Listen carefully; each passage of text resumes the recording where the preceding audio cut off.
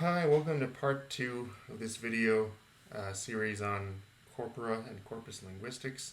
Here I'm going to show you how to use one corpus that we're going to use in class. So technically using the concordancer to search the corpus. It's called COCA, that's Corpus of Contemporary American English.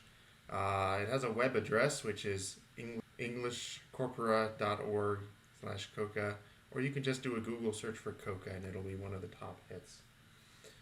Okay, so as I said in the last video, the corpus is the collection of data, so it's just a huge selection of text. In the case of COCA, it's almost more than a billion words. And that means the people who run this corpus have built a program to go and collect data from a variety of sources, and it just steals text and puts it all in one place so that it's easy to search. And the concordancer lets you search it, lets you search that huge mound of text. COCA is unique and flexible in that it has a variety of different genres in it.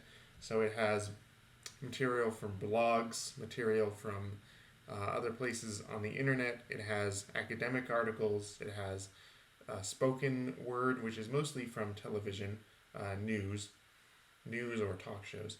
And it has television and movies and a few other things that we'll see in a minute. But you can search any of those genres specifically, or you can just search the whole corpus.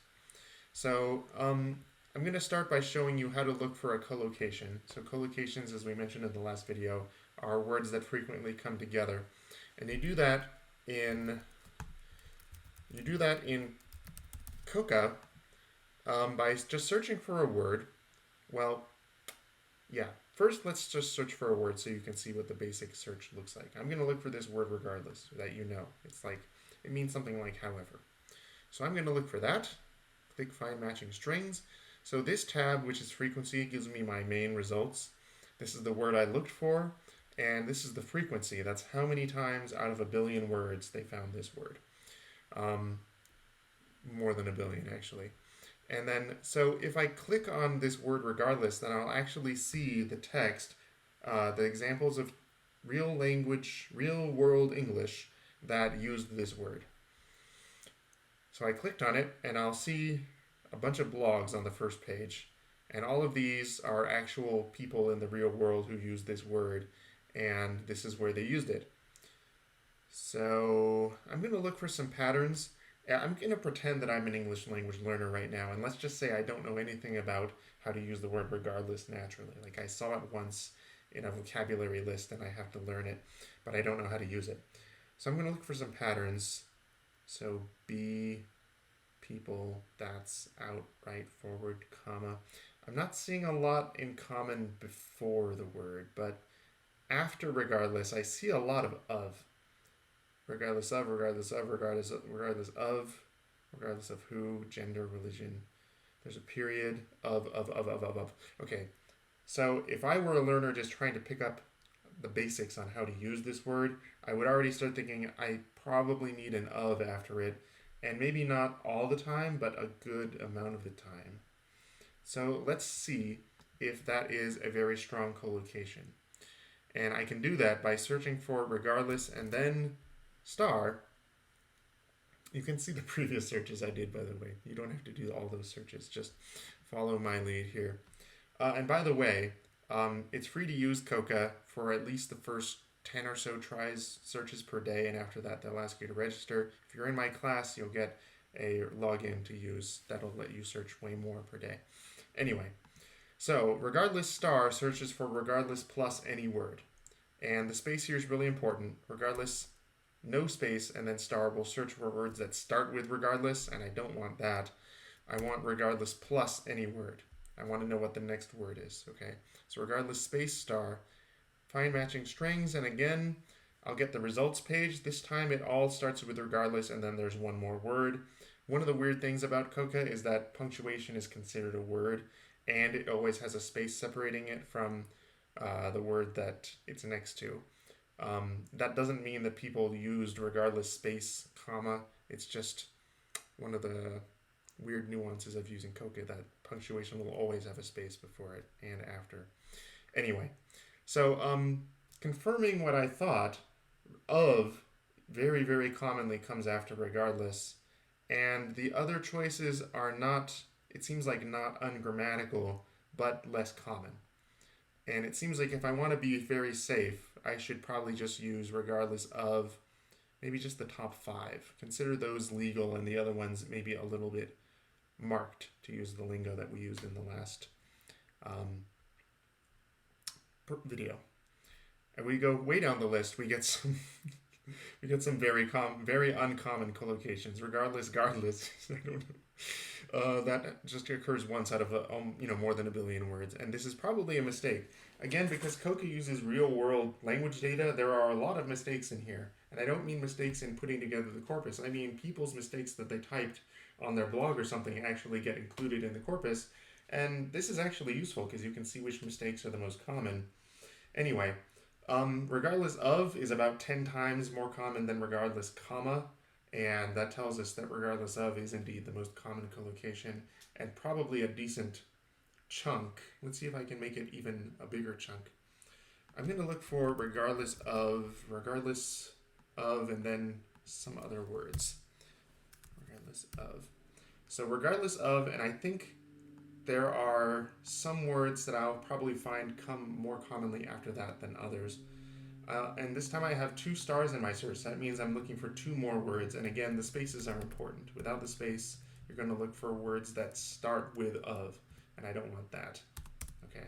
So regardless of space star space star. Let's see what I get. Regardless of whether the.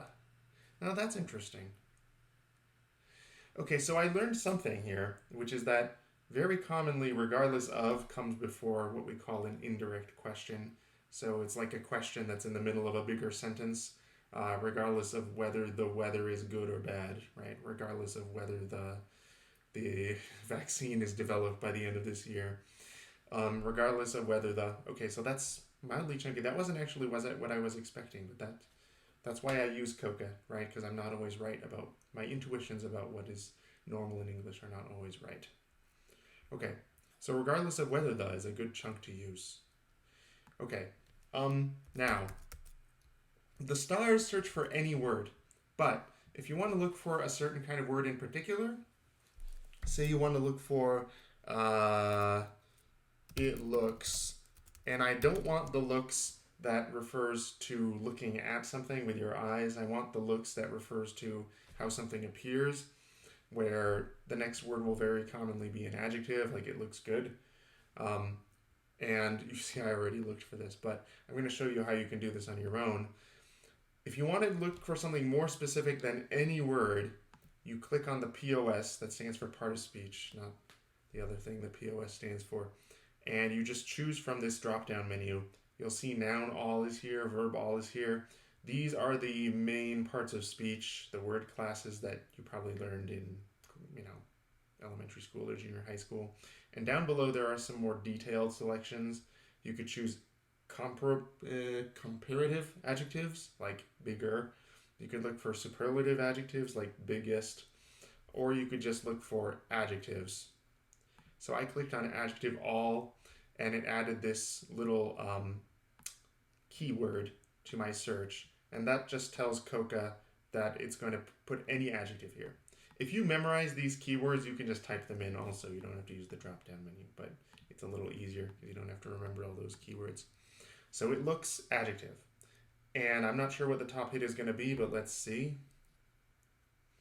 It looks good, it looks great, it looks bad, it looks nice, it looks beautiful. Okay, so good is the top hit. That's good to know. And that means, again, I guess you figured it out, but these come in the order of frequency by default, right?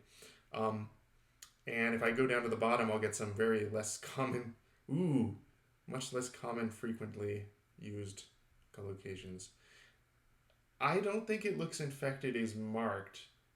It's probably just a low number because people don't have occasion to say this as often. Sometimes you'll see low frequency words that are not wrong. They're just unusual or unusual in that context because the context is unusual, because the situation is unusual, right? Okay. So that's how you look for a particular part of speech.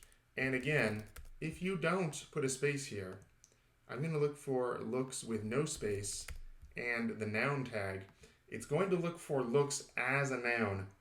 Okay, space means looks plus a noun. No space means looks as a noun. If you check, this doesn't tell me much, but if I click on the example sentences, from the looks of this picture, right, such looks, great looks, etc. I want my looks to reflect. So we're seeing all looks as a noun. This can be very useful if you want to know, for example, is looks more common as a noun or as a verb? I looked for looks as a noun and I got 12,500. If I look for looks as a verb, way more. Okay. More than 10 times more, like 15 times more. So that tells me looks is more common as a verb than a noun. Anyway, so last, I'm going to show you some of the options you can use down here to look for particular data about the words you're looking for. First of all, we saw that looks as a verb occurs this often, but how often is that out of the data set? We can change the display to per million, and that'll give us the number of looks as a verb per million words in the corpus instead of the raw number. So now per million, oh, I put look. Okay, anyway, this is 635 per million, and that doesn't sound like a huge number, but that's a very common word, actually. If we look for a less common word like persnickety, we'll get a much lower number. Yeah. So you could go your whole life maybe and never see this word. Or you could read a million words and never see this word. Anyway, you'd have to read on average 10 million words to see this word. Okay. So that's the display per million. That's one option. So very often you'll be looking for not just the collocations, words that come with a word, but the situation in which a word is used. And that's when you use this sections checkbox. Sections gives you the breakdown by the different genres that are present in the corpus. So if we want to see, for example, is persnickety more commonly used in spoken English or in academic English, this is how we find out. So I'm just going to search, and I see it used in magazines. That's interesting. Magazines, newspapers, and then much less commonly in academic writing. So this is not the kind of word we want to use in our papers, probably. But we can use it if we're writing some fanfic. Okay. So that's one usage of the sections. Okay, I haven't changed any of the options, but I'm going to show you one more way that you use sections to look at data about a word. I'm going to look up a word that I think is fairly new, crunk, which in my mind peaked maybe about 10 years ago with the Kesha song. Anyway, if I look for crunk, I'll probably not see it in academic writing, and that makes me feel good about my intuitions. A lot in TV and movies, right? And then over here on the right side, you'll see the breakdown by years, and you'll see that actually this word sort of had a peak about 10 years ago, as I guessed, and did not appear much in the corpus. Interestingly, it occurred more in the 90s than in the early 2000s, and that surprises me. I'm not sure why.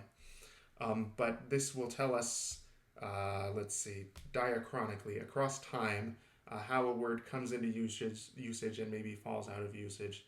I'm sure if we looked up the word rad, we would see something different. Yep, more in the 90s. Yeah, that's a word that I heard growing up, so maybe you guys don't even know it. It's basically like cool. Anyway, so that's the basics of how to use COCA. I hope you'll search this with the vocabulary from the last video in mind, like collocations and chunks and even idioms and markedness, okay? And use this to answer some of your questions about what really is common in English. All right, enjoy.